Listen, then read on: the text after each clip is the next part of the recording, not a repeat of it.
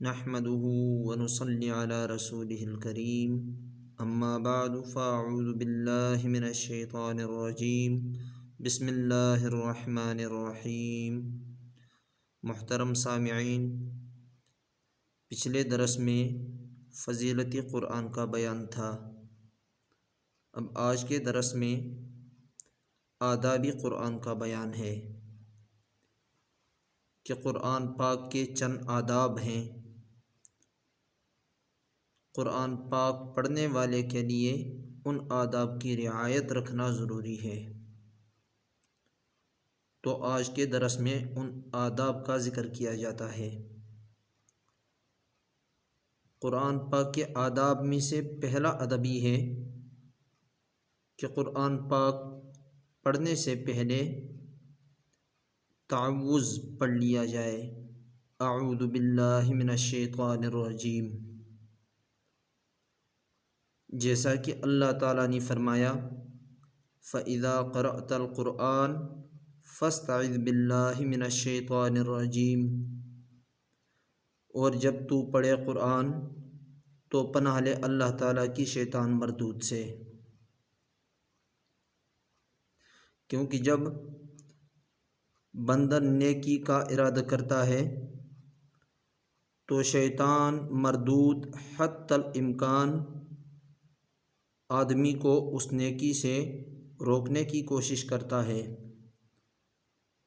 اور طرح طرح کے وسوسے ڈالتا ہے کہ کسی بھی طریقے سے آدمی جس نیکی کا ارادہ کیا ہے اس نیکی سے رک سکے۔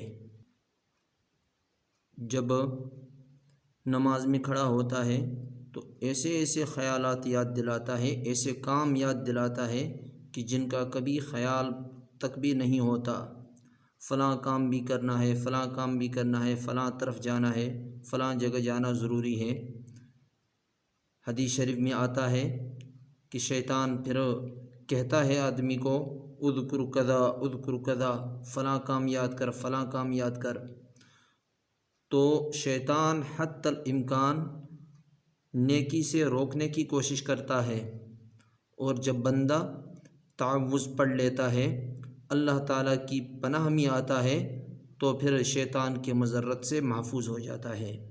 تو اس لیے قرآن پاک پڑھنے سے پہلے تعوذ پڑھنا یہ ضروری ہے، اور یہ آداب قرآن میں سے ہے۔ قرآن پاک کے آداب میں سے دوسرا ادب یہ ہے کہ بسم اللہ الرحمن الرحیم پڑھنی چاہیے۔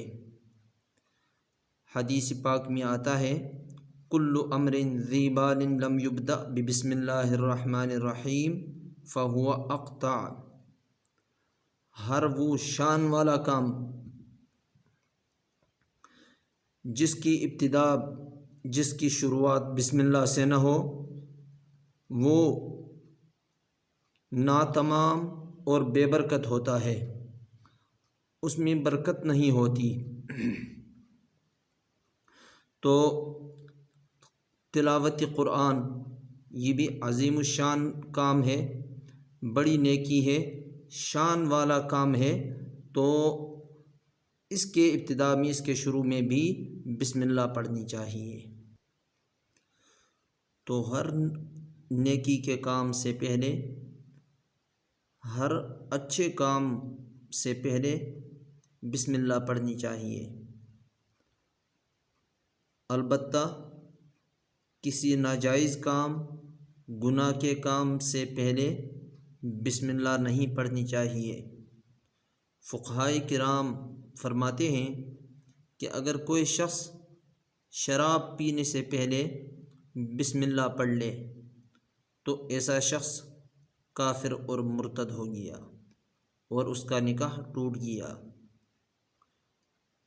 تو قرآن پاک کے آداب میں سے دوسرا ادب بسم اللہ پڑھنا، یہ بھی ضروری ہے۔ اور اسی طرح قرآن پاک کے آداب میں سے تیسرا ادب کہ طہارت کے ساتھ قرآن پاک کو ہاتھ لگانا، چھونا، قرآن پاک کی تلاوت کرنا، جیسا کہ اللہ تعالیٰ نے فرمایا لا یمسہ الا المطہرون، کہ بغیر طہارت کے قرآن پاک کو چھونے کی بھی اجازت نہیں ہے، ہاتھ لگانے کی بھی اجازت نہیں ہے۔ البتہ بغیر وضو کے زبانی پڑھ سکتا ہے، اس میں کسی کا کوئی اختلاف نہیں ہے۔ عورت ماہواری کی حالت میں اور مرد جنابت کی حالت میں قرآن پاک نہیں پڑھ سکتا۔ حدیث پاک میں آتا ہے لا تقرأ الحائض والجنب شیئا من القرآن، حائضہ اور جنبی قرآن میں سے کچھ بھی نہیں پڑھ سکتے، البتہ حیض کی حالت میں اور جنابت کی حالت میں ذکر کر سکتے ہیں، سبحان اللہ، الحمد للہ، استغفر اللہ، اس طرح کے ذکر تو کر سکتے ہیں، البتہ قرآن پاک کی تلاوت نہیں کر سکتے۔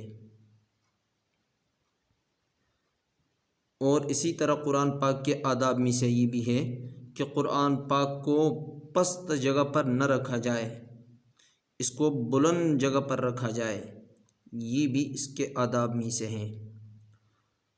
اور قرآن پاک کے آداب میں سے یہ بھی ہے کہ اس کی طرف پیٹھ نہ کی جائے، یعنی قرآن پاک کو پیٹھ پیچھے نہ رکھا جائے، بلکہ قرآن پاک سامنے ہو اور بلند جگہ پر ہو۔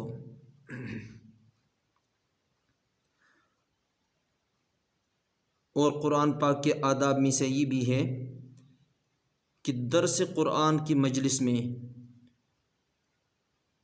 جو لوگ شریک ہوتے ہیں وہ دیوار یا ستون یا کسی اور چیز کے ساتھ ٹیک لگا کر نہ بیٹھا کریں، یہ بھی یعنی ٹیک لگا کر بیٹھنا درس قرآن کے دوران یہ بھی آداب قرآن کے مخالف ہے، تو اس لیے اس بات کی بھی رعایت رکھی جائے۔